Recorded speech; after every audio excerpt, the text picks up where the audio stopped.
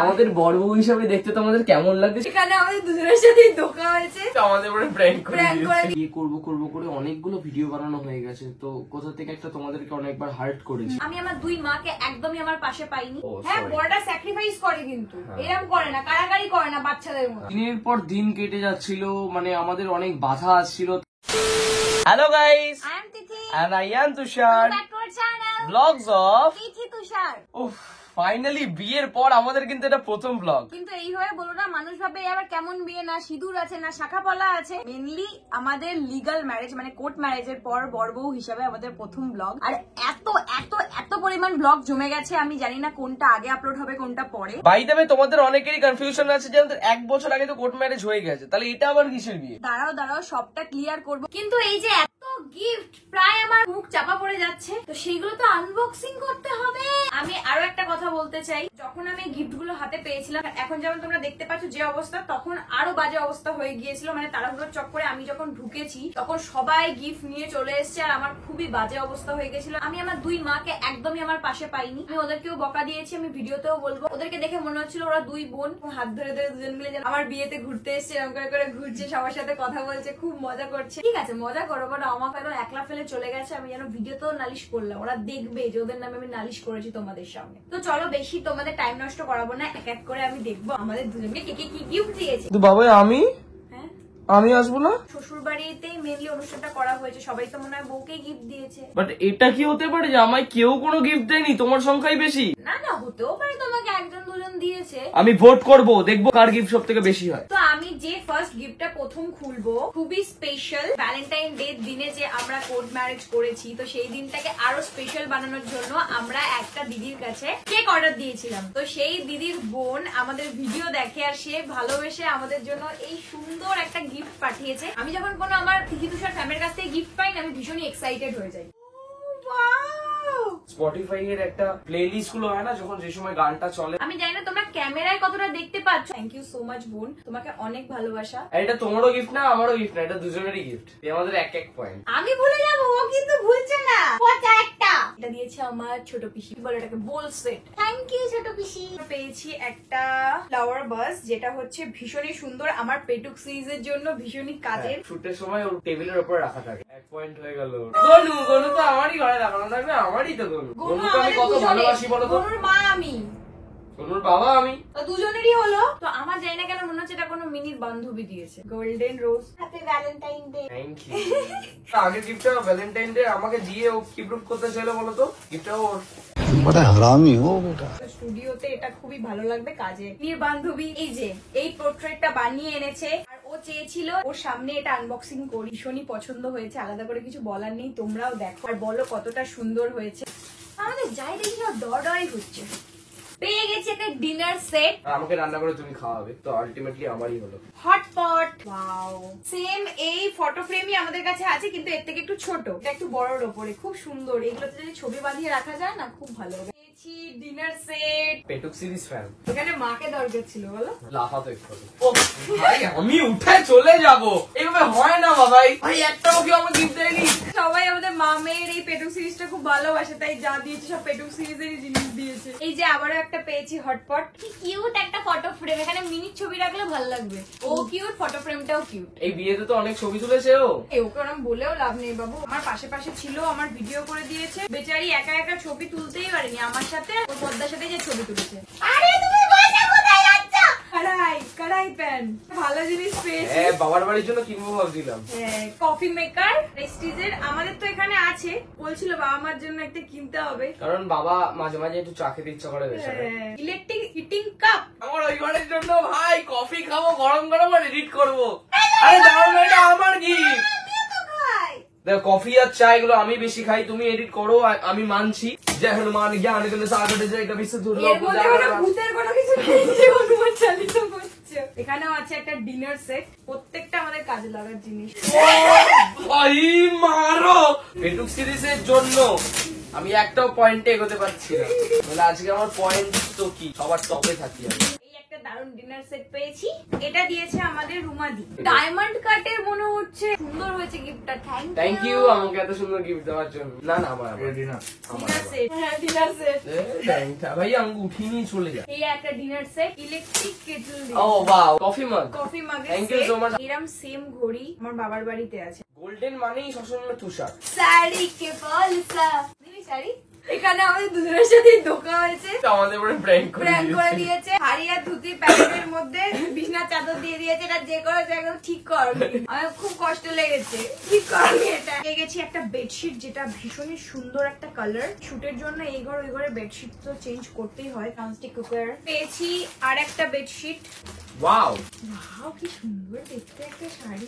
আমি তো শাড়িটা দেখেই গায়ে ফেলে দিয়েছি। আর কেমন লাগছে আমাকে? খুব খুব খুবই সুন্দর। রানী কালারে তোমাকে রানীই লাগে। আমার খুব পছন্দ হয়েছে। কে দিয়েছে এটা আমি জানি না। আমাকে যদি শাড়ি দাও না তোমরা, আমার কিছু চাই না। আমার এরকম কালারে কিন্তু একটাও শাড়ি নেই। যে দিয়েছো থ্যাংক ইউ। শাড়িটা পেয়ে যাচ্ছ তোমরা বেনারসি শাড়ি মাত্র 1300 টাকায়। এরকম কালেকশন কোথাও পাবে না, শুধুমাত্র পাবে তিথির কাছে। মানে যারা লাইভ করে ওই তো বলবে বাবু আমি লাইভ করছি না, সামনে ওই সুপ্রিয়তার বিয়ে আছে না তখন করবো। তো ওই শাড়িটার সঙ্গে ম্যাচিং করে চাদর। কালারটা সত্যি স্ট্যান্ডার্ড আছে রসিনী। এখন তো শীত চলে গেল, নালে তো এটাই পরতাম। আরো একটা বেডশিট পেয়েছি। কালার গুলো খুব সুন্দর, বাট এটার একটু কালারটা হালকা, বাট ডিজাইনটা সুন্দর। আরো গিফট গুলো দেখানোর আগে আমি আগে এইগুলোর কথা বলে নিই। এটা দিয়েছে রন্দা আর প্রীতি। আই থিঙ্ক তোমরা ব্লগ দেখেছো যে ওর বাড়িতে পুজো আছে, তো সেই কারণে ওকে ওই দিনই বাড়ি যেতে হয়েছে। ও যে এসেছে আমার কথা মনে করে, তুই থাকলে আরো বেশি মজা হতো। দিয়েছে মিনির এক বান্ধবী। ওদেরকে আমি চিনতাম অনেকদিন আগে থেকে, ওর মুখে কথা শুনেছি, আলাপ হয়েছে সামনাসামনি মনসা পুজো থেকে। ওরা আবার আমার জন্য গিফটও এনেছে। আমি ওদেরকে বললাম যে তোরা এত বাচ্চা বাচ্চা তোরা এসছিস, এটাতেই আমি খুশি। যেটা দিয়েছে সে বললো যে তার নাকি ফুল খুব পছন্দ, এই জন্য ও আমার জন্য ফুল এনেছে। তো থ্যাংক ইউ বোন। আর এই দুটো গোলাপ ফুলের মধ্যে এই ফুলটা এনেছে আমার এক বান্ধবী। ওই দিনে মেনলি আমার এক বান্ধবীকেই আমি নেমন্তন্ন করেছিলাম। খুবই একটা কাছের বান্ধবী, শুধু আমার নয় ওরও। এই একটা মাত্র বান্ধবী আছে যে আমাদের দুজনেরই বান্ধবী। বিয়ে হয়, ওর একটা ছোট বেবিও আছে। ওর লাইফে ব্যস্ত হয়ে গেছে, আমিও আমার লাইফে ব্যস্ত হয়ে গেছি। তো বহুদিন বাদ আমাদের আবারও কথা হয়, আর আমি ওকে আসতে বলি, আর ও আমার কথা রাখতে আসে। এইটা কে এনেছিল জানো? আকাশদা এনেছিল। এটা আকাশদা, টুপাইদা, অতনুদা আর আকাশদার বউ। ওরা সবাই যখন আসে তখন এটা আমাকে দিয়েছিল। তোমার তো পাত্তাই পাওয়া যাচ্ছিল না, তুমি আমাকে সবার কাছে ঠেলে দিয়ে চলে গিয়েছিলে। এটা দিয়েছে হলো রিকুদা। আমরা আগেই খুলে ফেলেছি। তো বড় একটা গিফট, তো আমাদের খুব এক্সাইটমেন্ট হচ্ছিল, যার জন্য আমরা এসে কোনো গিফট খুলিনি, বাট এটা আগে খুলে ফেলেছি। এই গিফটটা দিয়েছে ওর আর আমার জিম ট্রেনার রিকুদা, রণজিৎ দা। ভীষণই সুন্দর একটা ফটো ফ্রেমের সাথে, আবার এখানে ঘড়িও আছে। মানে খুব সুন্দর, খুব সুন্দর। আমাদের দুজনেরই খুব পছন্দ হয়েছে। থ্যাংক ইউ রিকুদা। বাট তোমরা গিফট না আনলেই পারতে। আমি সবাইকে বলছি টানার কোনো প্রয়োজনই ছিল না। তোমরা যে এসে ভালোবেসে আশীর্বাদ দিয়েছো। পেটে খিদে মুখে লজ্জা, সত্যি কথা বলো তো দেখি। ये फंस गया सीएम। গাইস খুব প্রিমিয়াম ফটো ফ্রেম এটা। দাঁড়াও না, তুমি তো বর। ও হ্যাঁ বড়টা স্যাক্রিফাইস করে, কিন্তু এরকম করে না, কারাকারি করে না বাচ্চাদের মতো। এটাতে তো কোনো ফটো লাগানোর প্রশ্নই আসে না। অসাধারণ অসাধারণ রাধা কৃষ্ণ। তো এখানে রয়েছে আরো দুটো বিউটিফুল বেডশিট, একটা হোয়াইটের ওপর আর একটা ইয়েলোর ওপর। বেডশিট আছে খুব সুন্দর একটা ইয়েলো কালার। এই দুটো সেম সেম কালার, বাট এটা রেড বর্ডার। হ্যাঁ মানে ওইটারই মতনই। লাল পাড় সবুজ শাড়ি, ভালো লাগছে, খুবই সুন্দর লাগছে। তো এখানে আছে আরো একটা বেডশিট, এখানেও আছে আরো একটা বেডশিট। গিফটের পর্ব পুরোপুরি শেষ, শুধু এখানে আছে একটা স্পেশাল গিফট, মঙ্গলসূত্র, যেটা দিয়েছে আমাকে কাকিমণি। তোমরা যে ভাইয়াকে চেনো, যে এখন ক্যামেরার পাশেই দাঁড়িয়ে আছে, তো ওই ভাইয়া মা কাকিমণি আমাকে ভীষণই সুন্দর একটা গিফট দিয়ে। আমি ভাবছি আমি কবে কোনো মন্দির বা কোনো এরকম জায়গায় যাব যেখানে আমি এটা পড়তে পারবো আর কি। আমি পড়েনি, এখনই পড়েনি। দুই কেন আমি বলছি। এইগুলো যেনারা দিয়েছেন তেনাদের কথা আমার অতটা সেইভাবে মনে নেই, জাস্ট দুজনের কথা মনে আছে। আমার বড় নন্দাই দিয়েছিল, আর দিয়েছিল মেজ জেঠু। এসছি যখন আমরা সাইন করছিলাম সেই সময় আমরা তখনই আশীর্বাদ দিয়েছিল। করে। এবারে যে কোয়ারি গুলো আছে তোমাদের, সেগুলো একটু ক্লিয়ার করে দেবে।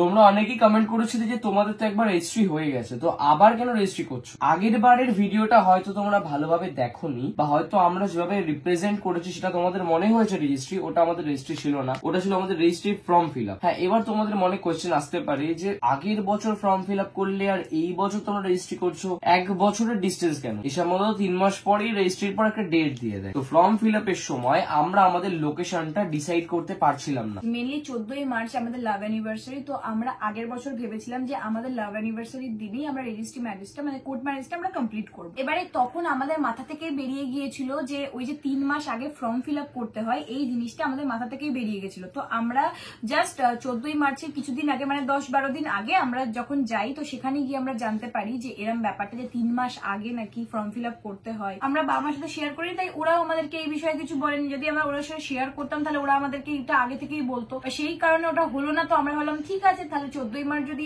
রেজিস্ট্রি ম্যারেজ নাও হয়, অ্যাটলিস্ট আমরা ফর্মটা ফিল আপ করে রাখি, তারপরে অন্য একটা ডেট, যে ডেটটা পাবো সেই ডেটে আমরা কোর্ট ম্যারেজটা সেরে ফেলবো। আর আমরা দুজন না একটু চেয়েছিলাম রেজিস্ট্রি অফিসে আমরা রেজিস্ট্রি করবো না, ভেবেছিলাম যে আমরা অনুষ্ঠানের যে ভেন্যু বা মানে যে জায়গাটায় আমরা করবো সেখানেই আমরা রেজিস্ট্রি ম্যারেজটা কমপ্লিট করবো। এই জায়গাটাই সিলেক্ট করতে পারছিলাম না। তো দিনের পর দিন কেটে যাচ্ছিল, মানে আমাদের অনেক বাধা আসছিল। তারপরে আমরা একদিন জেদ ধরলাম যে না, এত হোল্ড করে রাখা আর যাবে না। আমরা এবার প্ল্যান করেছি রেজিস্ট্রি অফিসেই রেজিস্ট্রি করে নেব, আর তারপরে অনুষ্ঠান যেখানে ইচ্ছা ভেবে নেওয়া যাবে। তারপর ভাবলাম যখন সেই একটা বছর গোটা শেষ হতেই যাচ্ছে, তাহলে পরের বছর আমরা এই যে ডেটটা যেটা আমরা করলাম আর কি, ভ্যালেন্টাইন ডে হচ্ছে 14ই ফেব্রুয়ারি। কারণ এই যে ফেব্রুয়ারি মাসটা তিথি তুষারের জন্য অলওয়েজ স্পেশাল থাকে, তো এই দিনটার থেকে আমার মনে হয় না বেস্ট দিন আর কিছু হতে পারে। সেই কারণে 14ই মার্চ না হলে কি হবে, 14ই ফেব্রুয়ারি তো হবে। আর আমাদের মনে হয় যে এই বছরটা আমাদের জন্য লাকিও অনেকটা। আগের বছর হয়নি, হয়তো ভগবান চাইনি, তাই আমাদের চাওয়াতে কিছু আসে যায় না। আশা করি এই কোয়েরিটা তোমাদের কাছে ক্লিয়ার হয়েছে। আর একটা ব্যাপার, আমি কিন্তু প্রতিজনের কমেন্ট দেখেছি, দেখলাম যে কিছু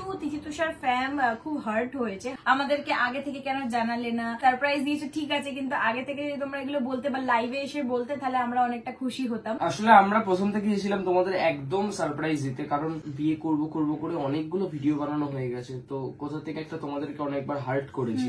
দ্যাটস ওয়াই আমরা চেয়েছিলাম যে একেবারে সারপ্রাইজ করব, যাতে তোমাদের মনে এইটা না হয় যে না এটাও একটা হয়তো কোনো প্র্যাঙ্ক। দ্যাটস ওয়াই আমাদের একদম হুট করে করা। আসলে ভ্যালেন্টাইন্স উইকটা তোমাদের একটা বড় ধামাকা দিয়ে দেবো। তোমরা সম্ভবত সবাই জানো যে আমাদের বাড়িতে কোনো অনুষ্ঠান হলে, সেটা পুজো হোক বা অন্য কিছু, আমরা অলওয়েজ প্রায়োরিটি আমাদের ক্রিয়েটর ফ্রেন্ডস দেরকে দিয়ে থাকি। বাট এইবারে ভাবলাম যে কেননা আমাদের এই প্রোগ্রামটা একটু ফ্যামিলিয়ান, আমাদের পাড়া প্রতিবেশী নিয়ে করা যাক। দ্যাটস ওয়াই আমরা এই অনুষ্ঠানটা শুধুমাত্র পাড়া প্রতিবেশী আর ফ্যামিলি নিয়েই রেখেছিলাম। হ্যাঁ, বাট আমাদের ক্রিয়েটর বলতে গেলে তাদেরকে আমরা ক্রিয়েটর হিসেবে ধরি না, সেটা হচ্ছে আমাদের আওস আলো টিম। আওস আলো টিমটা হচ্ছে আমাদের একটা ফ্যামিলির মতো, তো আমাদের আওস আলো টিম আমাদের সঙ্গে সেই দিনে ছিল।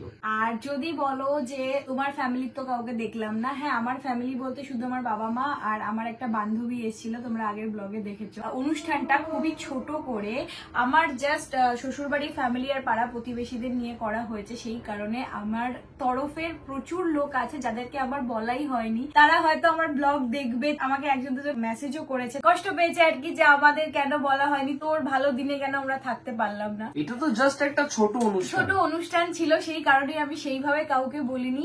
বিয়ে তো পড়ে আছে, বিয়েতে আনন্দ তো পড়ে আছে, তো সেই মুহূর্তে তো তোমাদের আশীর্বাদ অবশ্যই প্রয়োজন। সবাইকে আসতে হবে, সবাইকে আশীর্বাদ করতে হবে, আমাদের আনন্দ সামনে থেকে দেখতে হবে। যাই হোক, অনেকে আমাদের ব্লগ দেখে অনেক কিছু ভেবে ফেলেছিল, তো সেই জায়গা থেকে আমার মনে হয় আমরা দুজন অনেকটা ক্লিয়ার করে ফেলেছি। যদি আরো কিছু কোয়েরি থাকে তোমরা কমেন্ট সেকশনে জানিও, আমরা অবশ্যই সেটাকে পরের ব্লগে ক্লিয়ার করার চেষ্টা করবো। হ্যাঁ হ্যাঁ হ্যাঁ, আর একটা বিষয়, আমরা যে ব্লগ ছেড়েছি সেখানে প্রচুর কেউ কমেন্ট করেছো। 3টে কোয়েশ্চেন আমি বেশিরভাগই সবার কাছে পেয়েছি, সেটা হচ্ছে আমার কেক কে বানিয়েছে তার কন্ট্যাক্ট নাম্বার, ডেকোরেশন কে করেছে তার কন্ট্যাক্ট নাম্বার, আমাকে যে মেকআপ করেছে তার কন্ট্যাক্ট নাম্বার। দেখো ডিসপ্লেতে চলে এসেছে অলরেডি। এত প্রশংসা পেয়েছি সব দিক থেকে, আমি খুব হ্যাপি।